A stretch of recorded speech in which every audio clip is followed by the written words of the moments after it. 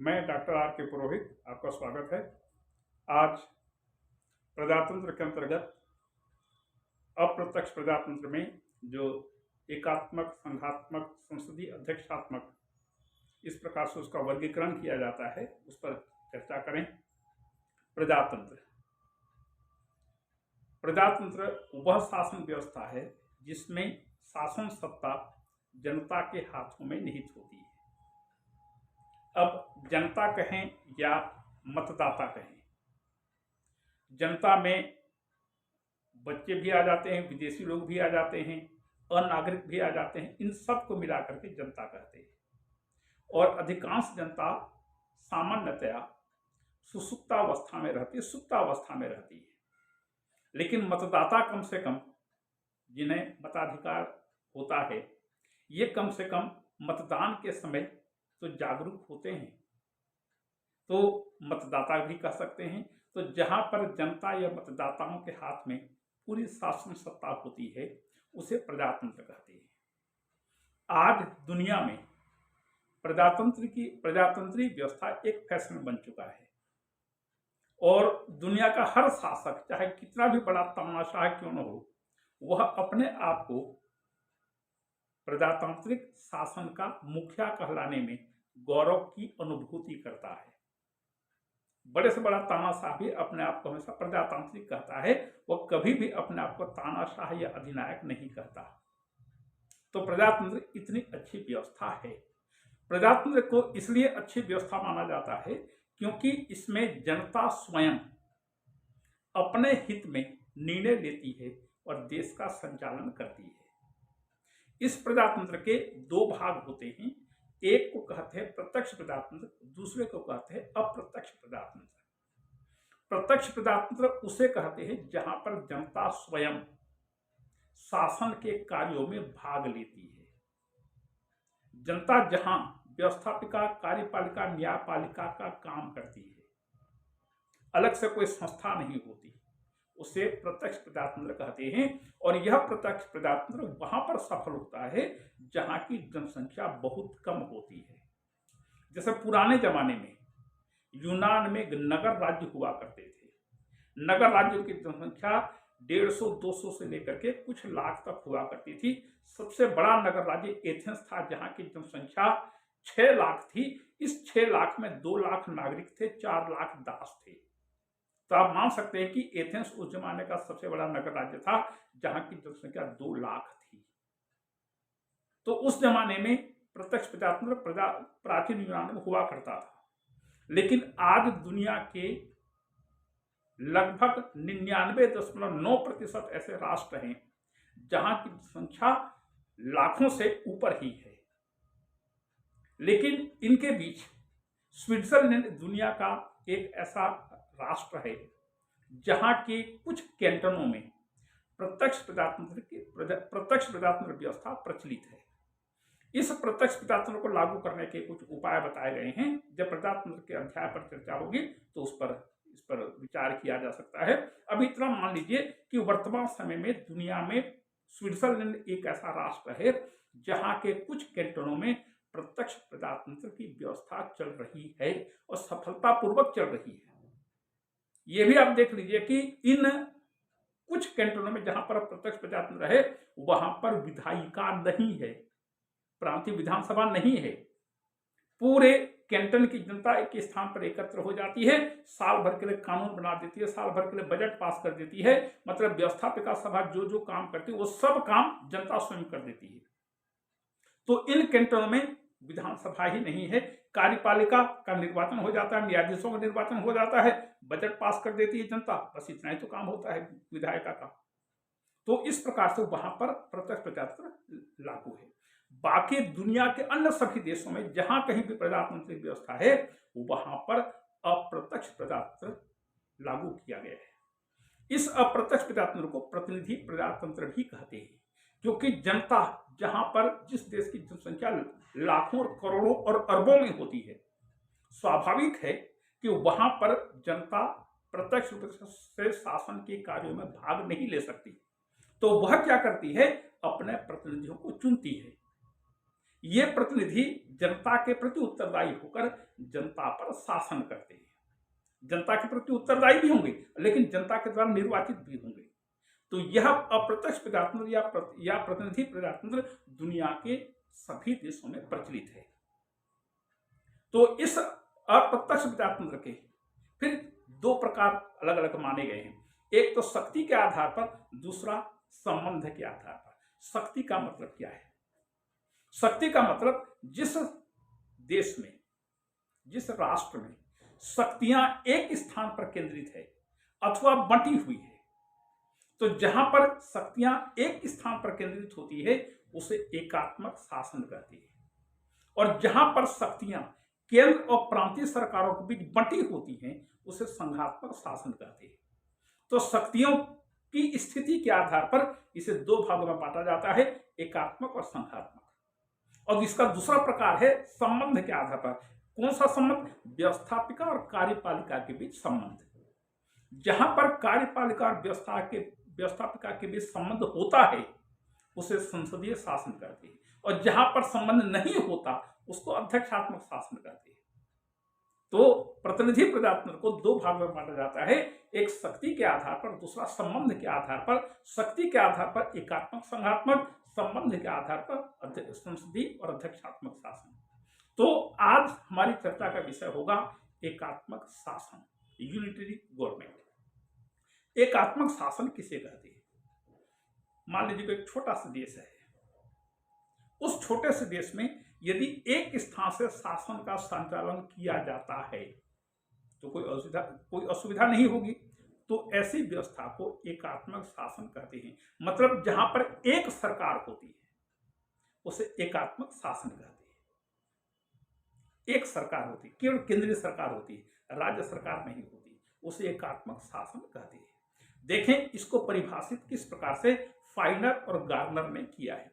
फाइनर कहता है कि जिसमें एकात्मक शासन वह शासन है जिसमें समस्त सत्ता और शक्ति एक केंद्र में निहित होती है।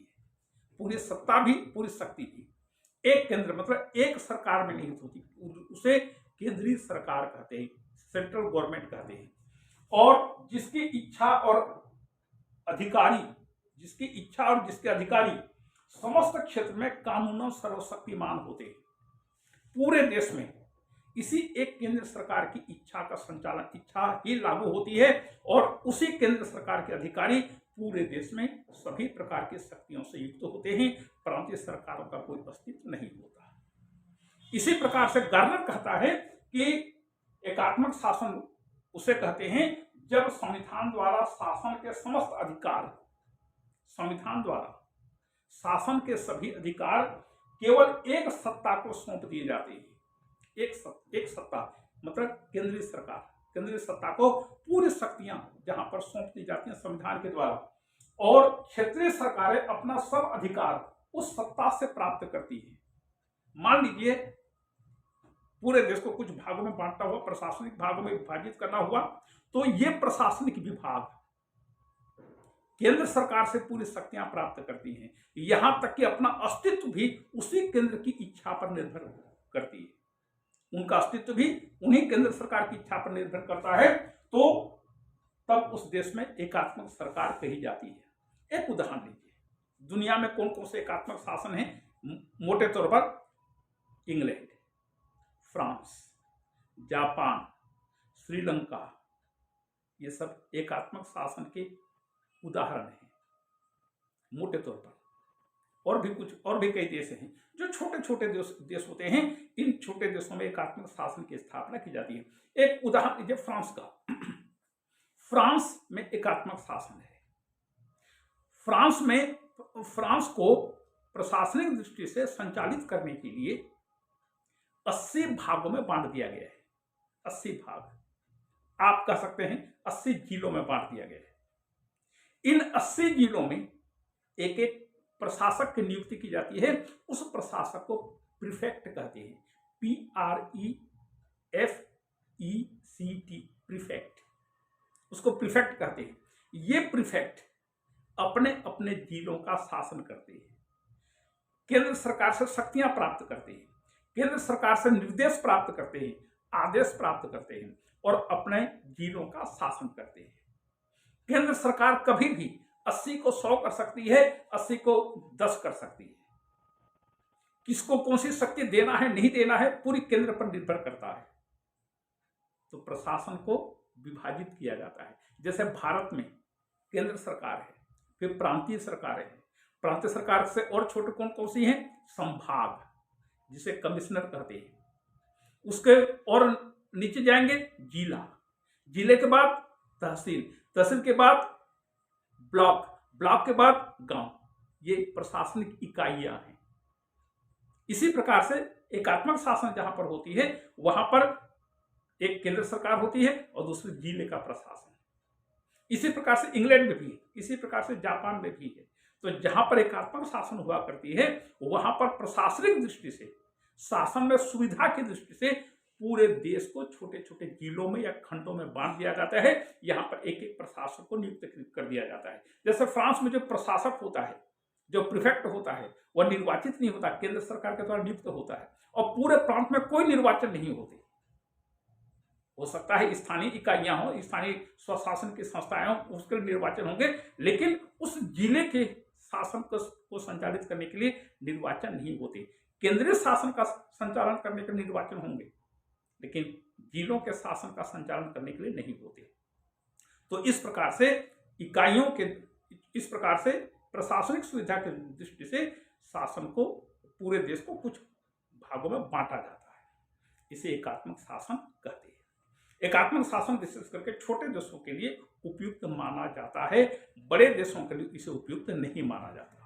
अब इसके लक्षण पर चर्चा करें। अभी जो मैंने बातें कही वही चीजें लक्षण में हम पुनः देखेंगे। सबसे पहला है शक्तियों का केंद्रीकरण। पूरी शक्तियां एक स्थान पर केंद्रित होती है। जहां पर पूरी शक्तियां एक केंद्र में निहित होती है, एक सरकार में निहित होती है, उसे शक्तियों का केंद्रीकरण कहते हैं। दूसरा, केंद्र की सर्वोच्चता। स्वाभाविक है जब एक ही सरकार होगी केंद्र की सर्वोच्चता भी होगी। तीसरा है इकाइयों का अस्तित्व केंद्र पर निर्भर करता है। इकाइयां, प्रशासनिक इकाइयां, प्रशासन को सुविधाजनक ढंग से चलाने के लिए यदि देश को कुछ भागों में बांटा जाता है, छोटी छोटी इकाइयों में बांटा जाता है, जिलों में बांटा जाता है, तो ये इकाइयां अपना अस्तित्व केंद्र पर निर्भर करती हैं। केंद्र कभी भी इन इकाइयों को मिला सकती है, जोड़ सकती है, घटा सकती है, कम कर सकती है, बढ़ा सकती है, वो केंद्र सरकार की इच्छा पर निर्भर करता है। तो इकाइयों का अस्तित्व केंद्र पर निर्भर है। फिर इकाइयों का सत्ता मौलिक नहीं होती। मौलिक और प्रदत्त दो प्रकार की शक्तियां होती हैं। जो वस्तुतः आपको शक्तियां दी जाती हैं संविधान के द्वारा, कानून के द्वारा, उसको मौलिक शक्ति कहते हैं। लेकिन यदि आप किसी दूसरे के काम को कर रहे हैं तो वह प्रदत्त शक्तियां कहलाती हैं। तो इकाइयों की शक्तियां मौलिक नहीं होती, प्रदत्त होती हैं। किसके द्वारा प्रदत्त? केंद्र सरकार के द्वारा प्रदत्त। लेकिन यदि संविधान के द्वारा शक्तियां दी जाती हैं तो वह मौलिक शक्तियां कही जाती हैं। तो ये मौलिक और प्रदत्त शक्तियां, इकाइयों की शक्तियां प्रदत्त होती हैं, मौलिक नहीं होती। और इकाइयां केंद्र के एजेंट के रूप में, केंद्र के एजेंट के रूप में, अभिकरण के रूप में ये इकाइयां केंद्र के आदेशों का पालन करती हैं, पालन कराती हैं और अपने अपनी इकाइयों का शासन संचालन करते हैं। तो ये एकात्मक सरकार के लक्षण हुए। अब देखें कि एकात्मक सरकार के गुण कौन कौन से इसके गुण होते हैं। एक है दक्षता।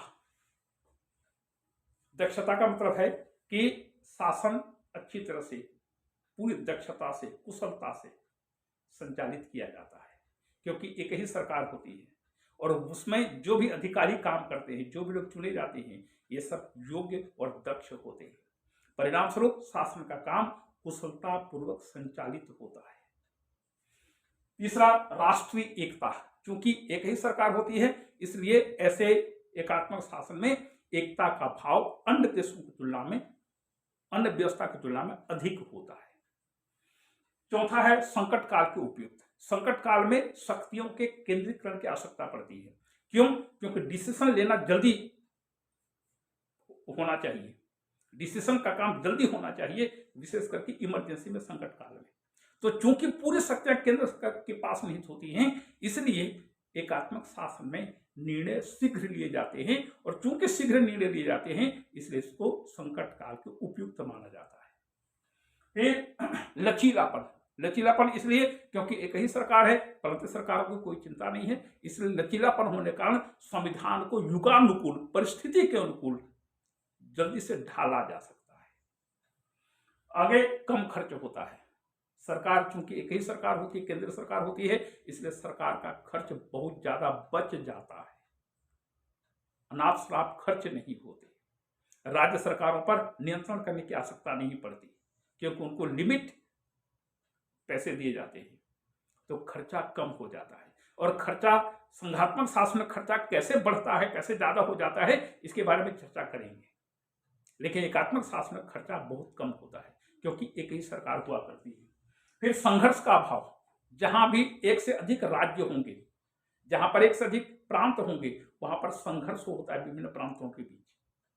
तो चूंकि एकात्मक सरकार में एक ही सरकार होती है, कोई प्रांत नहीं होते, इसलिए यहाँ पर राज्यों के बीच, इकाइयों के बीच कोई संघर्ष नहीं होता। फिर शीघ्र निर्णय, चूंकि एक ही सरकार होती है इसलिए एकात्मक शासन में शीघ्र निर्णय लिए जाते हैं और शासन के हित में कार्य संपन्न किए जाते हैं। अब जरा देखें दोषों की ओर। दोषों में सबसे पहला है अप्रजातांत्रिक।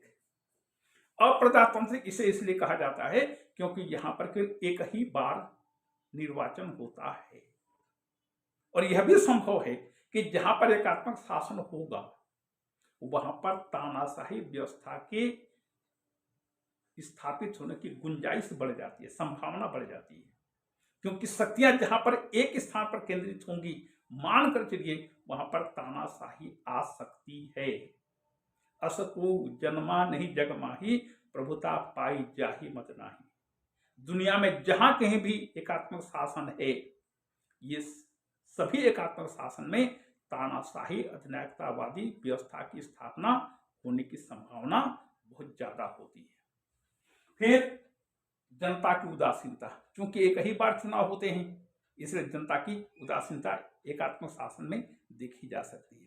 जहां पर बार बार अनेक प्रकार से चुनाव होते रहते हैं वहां पर जनता सक्रिय होकर के अपने मतों का प्रयोग करती है, लेकिन जहां पर एक ही बार चुनाव होंगे 2-4 साल, 4-5 साल में, वहां पर स्वाभाविक है जनता अपने राजनीतिक दायित्वों के प्रति ज्यादा सजग नहीं हो पाती। तीसरा है नौकरशाही। जब निर्वाचित प्रतिनिधि केवल केंद्र में ही है, संसद में ही है, प्रांतों में कहीं नहीं है, तो स्वाभाविक है पूरी शक्तियां, पूरा दारोमदार नौकरशाही पर स्थापित हो जाता है। तो नौकरशाही जैसा शासन का संचालन करना चाहे वैसा ही करती है, क्योंकि केंद्र सरकार का नियंत्रण उन पर उतना ज्यादा नहीं हो सकता, क्योंकि नौकरशाह जो होते हैं फील्ड में काम करने वाले होते हैं, इसलिए नौकरशाहों का शासन जारी हो जाता है। फिर कार्य का बोझ होता है, क्योंकि पूरे देश का शासन संचालन करना केवल एक केंद्र सरकार पर निर्भर हो जाता है, इसलिए केंद्र सरकार पर कार्य बोझ बढ़ जाता है। जब कार्य बोझ बढ़ेगा, स्वाभाविक है अच्छी तरह से कार्यों का संपादन नहीं हो पाएगा, और बड़े राष्ट्रों के अनुपयुक्त माना जाता है। दुनिया में जहां कहीं भी बड़े राज्य हैं, इन बड़े राज्यों में एकात्मक शासन स्थापित नहीं किया जाता, संघात्मक शासन की स्थापना की जाती है, इसलिए एकात्मक शासन को बड़े राज्यों को उपयुक्त नहीं माना जाता। और अंतिम है अधिनायकता की संभावना। जहां पर शक्तियां एक स्थान पर केंद्रित होंगी, स्वाभाविक है वहां पर अधिनायकता की स्थापना की संभावना बढ़ जाती है। एकात्मक शासन को इसलिए अधिनायकता का लगभग पर्यायवाची के रूप में भी कई बार माना जाता है। यह है एकात्मक शासन। आज की चर्चा यहाँ पर समाप्त हुई। अगले चर्चा में हम देखेंगे संघात्मक शासन। जब संघात्मक शासन को देख लेंगे तो एकात्मक शासन का जो कॉन्सेप्ट है वह और अधिक स्पष्ट हो जाएगा। आपको धन्यवाद।